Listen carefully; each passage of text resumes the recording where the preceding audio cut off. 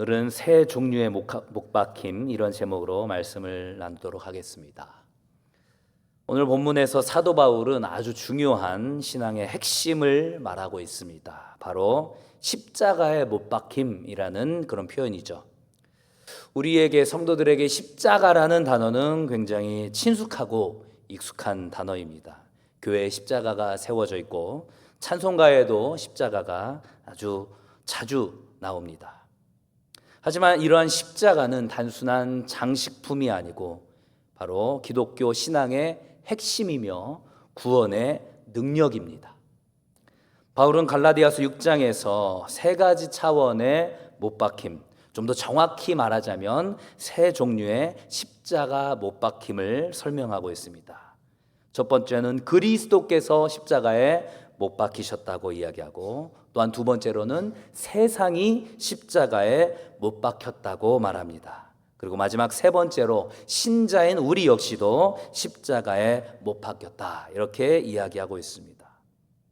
오늘 우리는 이 말씀을 통해서 이 십자가의 능력을 새롭게 붙들고 내 삶 속에서 어떻게 적용해야 할지를 함께 살펴보도록 하겠습니다. 첫 번째로 사도 바울은 예수 그리스도께서 십자가에 못 박히셨다, 이렇게 이야기하면서 그것을 자랑하겠다고 이야기하고 있습니다. 14절 상반절에 보시면, 그러나 내게는 우리 주 예수 그리스도의 십자가 외에 결코 자랑할 것이 없으니, 유대인들은 그들의 혈통과 그 혈통의 증표가 되는 할례를 강조하고 그 할례를 자랑했지만, 사도 바울은 예수 그리스도의 십자가만을 자랑하겠다, 이렇게 예수 그리스도의 그 십자가를 강조하고 있습니다. 당시 유대 사회에서 나무에 매달리는 것은 저주에 가까운 일이었기 때문에 십자가는 자랑할 것이 못 되었습니다. 하지만 예수님께서 십자가에 못 박히셨다라는 이 사실이 단순한 비극이나 역사적인 사건이 아니라고 사도 바울은 이야기합니다. 그것은 바로 하나님의 구속사적인 사건이며 또 인류 구원의 중심 사건인 것입니다. 십자가는 우리의 죄값을 치르신 사건인 것이죠. 우리가 잘 알고 있는 이사야 53장에서도 그가 찔림은 우리의 허물을 인함이요 그가 상함은 우리의 죄악을 인함이라, 이렇게 말씀하셨습니다. 로마서 6장에서는 어떻게 이야기합니까? 죄의 삭은 사망이다 라고 이야기합니다. 예수님께서는 인간으로 오셨지만, 우리와 같은 인간으로 오셨지만 죄가 없으신 분이었습니다. 그 죄 없으신 예수님께서 우리의 죄를 위해서, 나의 죄를 위해서 대신 십자가에 죽으셨습니다. 그 십자가에 흘린 피가 우리의 죄를 깨끗이 씻어주신 것이죠. 이러한 십자가는 또한 하나님의 사랑의 증거인 것입니다. 요한복음 3장 16절의 말씀처럼 하나님께서 세상을 이처럼 사랑하셨기 때문에 독생자를 주신 것입니다. 사랑한다라는 그 말로는 그 모습을 우리가 증명해낼 수 없다고 그렇게 부정하는 사람들의 모습 가운데서 실제로 하나님께서는 성육신하셨고, 우리가 아직 죄인 되었을 때에 십자가를 통하여서 당신의 사랑을 증명해내신 것입니다. 그 하나님의 사랑이 말로만이 아니라 십자가라는 실제 사건을 통해서 나타나는 것이죠. 이러한 십자가만이 또한 구원의 유일한 길이 됩니다. 고린도전서 1장 18절에서 사도 바울은 이렇게 선포합니다. 십자가의 도가 멸망하는 자들에게는 미련한 것이요 구원을 받는 우리에게는 하나님의 능력이라. 사람들은 율법으로, 선행으로, 그리고 종교적인 의식으로 구원을 얻으려고 했습니다. 하지만 그런 것으로는 구원에 이르를 수가 없다라는 사실을 우리 모두 알고 있는 것이죠. 사도 바울은 오직 예수 그리스도의 십자가만이 하나님의 사랑의 증거이며 구원의 유일한 길이기 때문에 자신은, 본인 자신도 유대인이었음에도 불구하고 그 유대인의 혈통을 자랑하는 것이 아니라 사람들은 저주스럽다고 말하는 그 십자가만을 자랑하겠다, 이렇게 말하고 있는 것입니다. 성도 여러분, 우리 역시도 신앙생활을 하면서 자랑할 만한 것들이 참 많아 보이죠. 우리의 오랜 신앙의 경력, 우리의 직분, 우리의 헌신과 봉사, 여러 가지 것들을 우리가 자랑할 수 있습니다. 하지만 구원의 근거는 하나밖에 없는 것이죠. 무엇입니까? 바로 예수 그리스도의 십자가밖에 없다라고 하는 것입니다. 우리의 구원의 출발점, 그 중심은 바로 오직 십자가밖에 없다라는 것을 우리가 반드시 기억해야 할 것입니다. 두 번째로 사도 바울은 세상이 십자가에 못 박혔다 이렇게 말하고 있습니다. 14절 중반절을 보시면 그리스도로 말미암아 세상이 나를 대하여 십자가에 못 박히고 이렇게 말씀하고 있습니다. 놀라운 고백이죠. 세상이 십자가에 못 박혔다라는 것입니다. 어쩌면 조금 추상적일 수 있는 이 표현, 이것은 어떤 의미일까요? 세상이 십자가에 못 박혔다. 바로 세상의 가치관과 질서가 그 십자가 앞에서, 예수 그리스도의 십자가 앞에서 힘을 잃었다라는 것입니다. 요한일서 2장 15절로 16절에 이런 말씀이 기록되어 있습니다. 이 세상이나 세상에 있는 것들을 사랑하지 말라. 누구든지 세상을 사랑하면 아버지의 사랑이 그 안에 있지 아니하니 이는 세상에 있는 모든 것이 육신의 정욕과 안목의 정욕과 이생의 자랑이니 다 아버지께로부터 온 것이 아니요 세상으로부터 온 것이라. 육신의 정욕과 안목의 정욕과 이생의 자랑, 이 모든 것이 하나님 아버지께로부터 온 것이 아니고 세상으로부터 온 것이다 라는 것입니다. 세상은 돈과 명예와 권력을 추구하게끔 만들죠. 우리를 유혹합니다. 하지만 그 앞에서 십자가는 그 모든 것들을 뒤집어 놓습니다. 세상이 귀히 여기는 그 모든 것들이 하나님 앞에서는, 예수 그리스도의 십자가 앞에서는 아무런 가치가 없다라는 것입니다. 그 모든 것들이 십자가 앞에서는 아무런 힘을 발휘하지 못합니다. 그렇기 때문에 세상의 유혹은 십자가로 말미암아 효력을 잃게 되는 것입니다. 십자가 앞에서 세상이 더 이상 나를 붙잡지 못하게 되는 것이죠. 골로새서 2장 15절에서는 사도 바울은 이렇게 선포합니다. 통치자들과 권세들을 무력화하여 드러내어 구경거리로 삼으시고 십자가로 그들을 이기셨느니라. 아멘이십니까? 십자가로 그들을 이기셨다라는 것입니다. 그 통치자들과 그 권세들을 무력화하여서 드러내시고 구경거리로 삼으시고 십자가로 그들을 이기셨다라는 것이죠. 바로 십자가는 세상의 권세를 깨뜨리는 능력이 있는 것입니다. 세상이 자랑하던 그 권력과 영광은 결국은 십자가 앞에서 무너지게 되는 것이죠. 그렇게 십자가 앞에서 무너진 그 세상은 철저하게 세상과 신자를 단절시키는 효과를 가집니다. 바로 못 박힌다는 것은 완전히 죽는다는 것이기 때문에 마치 죄와 세상에 대해서 장례를 치르는 것과 같이 이제는 더 이상 신자가 세상과 타협할 수 없다라는 것입니다. 중간지대는 없다라는 것이죠.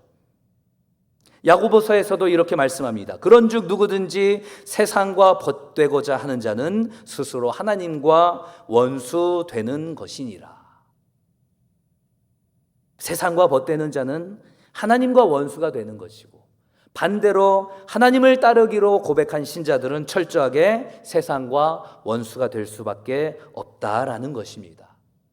우리가 이 세상에서 살아가지만 우리가 세상에 속한 자는 아니라는 사실, 우리가 이 땅에 거하고 있지만 우리의 소속은 바로 천국이라는 그 사실, 그렇기 때문에 세상에서 높아지고 인정받는 것이 이 인생에서의 목표가 되어서는 안 된다라는 것입니다.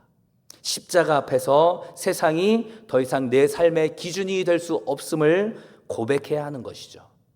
우리가 세상에 살지만 그 세상에 속하지 않았다라는 사실, 마치 바벨론의 포로로 끌려갔지만 그들이 그 가운데서도 유대인으로서의, 이스라엘인으로서의, 하나님의 백성으로서의 정체성을 지키기 위해서 부단히 노력했던 것처럼 우리 역시도 십자가 앞에서 세상이 죽었고 우리의 자랑은 오직 예수 그리스도뿐입니다. 이렇게 고백할 수 있어야 된다라는 것입니다. 우리가 잘 알고 있는 모세가 그러한 삶을 살았습니다. 애굽 왕궁에서 세상의 부귀영화를 누릴 수 있었지만 믿음으로 그는 그것을 버렸습니다. 히브리서 기자는 모세의 이러한 모습을 이렇게 고백하고 있습니다. 히브리서 11장 24절로 26절의 말씀입니다. 믿음으로 모세는 장성하여 바로의 공주의 아들이라 칭함받기를 거절하고 도리어 하나님의 백성과 함께 고난받기를 잠시 죄악의 낙을 누리는 것보다 더 좋아하고 그리스도를 위하여 받는 수모를 애굽의 모든 보화보다 더 큰 재물로 여겼으니 이는 상 주심을 바라봄이라. 바로 모세의 모습이 그 세상에 철저히 못 박힌 그 세상과 원수된 삶을 살았던, 오히려 하나님과 벗된 삶을 살았던 그러한 모습인 것입니다. 우리가 잘 알고 있는 다니엘과 그 세 친구들 역시도 바벨론의 포로로 끌려간 그 상황에서, 그 이방 나라의 한복판에서 그 바벨론의 부귀와 권세 앞에서도 굴복하지 않았습니다. 그 금신상에 절하지 않고 신앙을 지켰던 것입니다. 그리 아니하실지라도 우리는 여호와 하나님만을 섬기겠습니다 라고 고백했었던, 그야말로 세상의 권세보다 하나님을 더 두려워한 신앙의 위인이었던 것입니다. 우리 역시도 철저하게 이 세상과 원수됨을 당연하게 생각해야 할 것입니다. 예수님께서도 제자들에게 말씀하시기를 세상이 너희를 미워하기 전에 바로 나를 미워한 것이다 라는 것들을 기억하게 하셨습니다. 우리가 예수 그리스도 앞에서 십자가 앞으로 나아가려 하면 할수록 더욱더 세상과는 멀어지게 된다라는 사실, 오히려 그 가운데서 우리가 하나님의 참된 자녀로 나아갈 수 있다라는 사실을 우리가 기억해야 하는 것입니다. 마지막 세 번째로 사도 바울은 신자들 또한 십자가에 못 박혔다라고 이야기합니다. 그리스도께서 십자가에 못 박히셨고 세상이 또한 십자가에 못 박혔고 마지막으로 신자인 우리들 역시도 십자가에 못 박혔다라는 것입니다.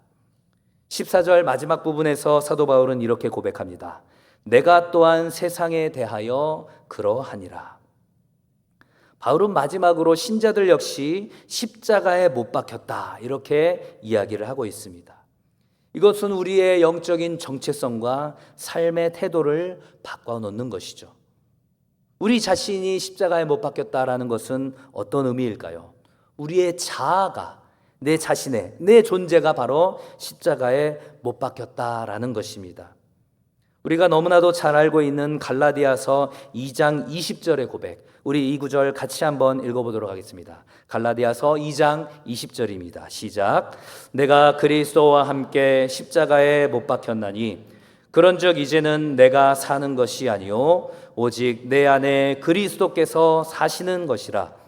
이제 내가 육체 가운데 사는 것은 나를 사랑하사 나를 위하여 자기 자신을 버리신 하나님의 아들을 믿는 믿음 안에서 사는 것이라. 아멘이십니까? 우리가 십자가에 못 박혔기 때문에 이제는 내가 사는 것이 아니로 내 안에 계신 예수 그리스도께서 사시는 것이다 라는 것입니다. 내가 주님과 함께 죽었고 주님과 함께 부활했다라는 그 고백, 우리가 찬양으로 했던 그 고백이 우리의 신앙의 고백이 되어야 한다라는 것입니다. 나를 위하여서 자기 자신을 버린 그 하나님의 아들을 믿는 그 믿음 안에서 우리가 이제는 살아간다라는 것입니다. 철저하게 나의 중심적이었던, 자기 중심적이었던 나의 모습, 교만했던 내 모습, 욕심 많은 나를 이제는 십자가에 못 박아야 한다라는 것이죠. 사도 바울 역시도 과거에 그 영광스러운 모습이 있었습니다. 그가 가지고 있었던 학문과 출세할 수 있었던 모습과 율법과 그 모든 것들을 버리고 빌립보서에서는 그 모든 것들을 배설물로 여긴다라고 심지어 고백하고 있습니다. 자기 자아를 십자가에 못 박고 복음을 위해서 그렇게 살아가기로 몸부림쳤던 신앙인이었던 것입니다. 그렇게 십자가에 못 박힌 신자들은 이제는 옛사람이 죽고 새 사람으로 살아가는 것입니다. 사도 바울은 로마서 6장에서 우리의 옛사람이 예수와 함께 십자가에 못 박혔다 이렇게 이야기하고 있습니다. 그 옛사람은 어떤 사람입니까? 철저하게 죄의 종으로 살아갔던 사람입니다.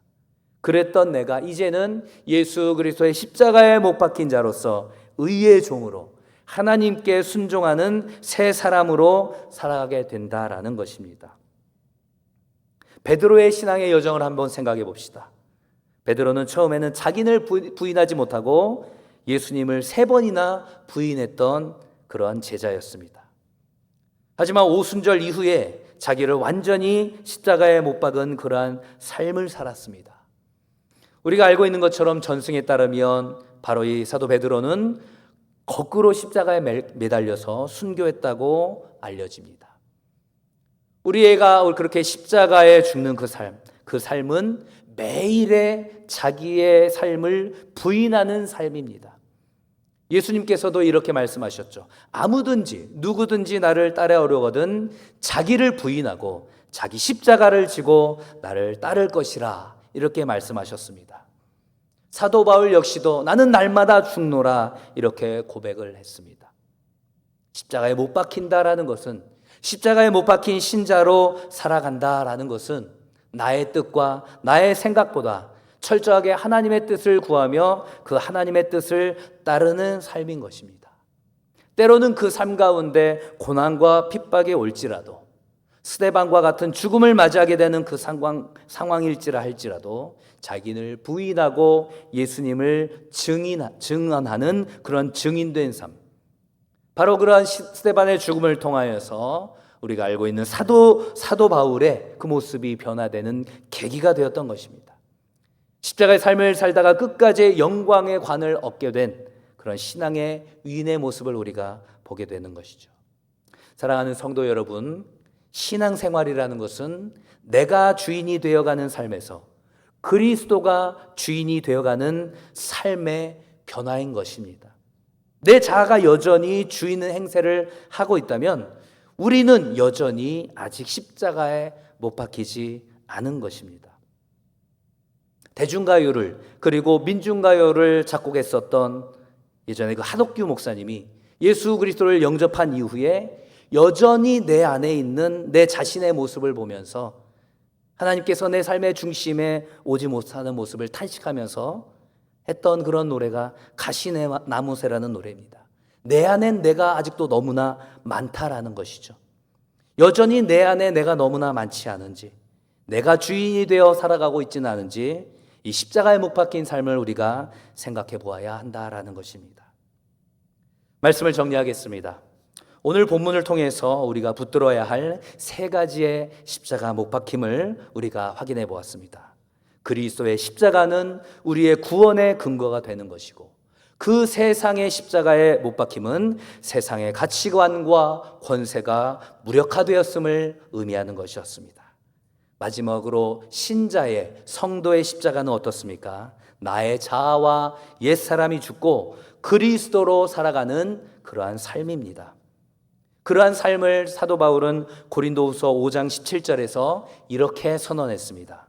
그런즉 누구든지 그리스도 안에 있으면 새로운 피조물이라, 이전 것은 지나갔으니 보라 새 것이 되었도다. 우리 모두 그러한 새로운 삶을 얻게 된 줄 믿습니다. 우리가 가지고 있는 그 모든 것들이 그리스도의 십자가에 비하면 자랑할 것이 결코 되지 않는다라는 그 사도 바울의 고백. 내가 가진 그 모든 것들을 다 해로 여기고 배설물로 여긴다는 그 사도 바울의 고백이 우리 모두의 신앙의 고백이 되기를 소망합니다. 세상은 여전히 화려하고 매력적으로 다가오겠죠. 하지만 십자가를 붙들고 있는 사람은 그러한 세상에 흔들리지 않고 그리스도의 은혜 가운데서 날마다 새로운 피조물로 살아가게 될 것입니다. 오늘 그 말씀을 붙들고 내 자신을 십자가에 못 박으면서 세상 앞에서 담대하게 그리스도의 십자가만을 자랑하는 그러한 성도가 될 수 있기를 간절히 소망합니다. 이 시간 선포된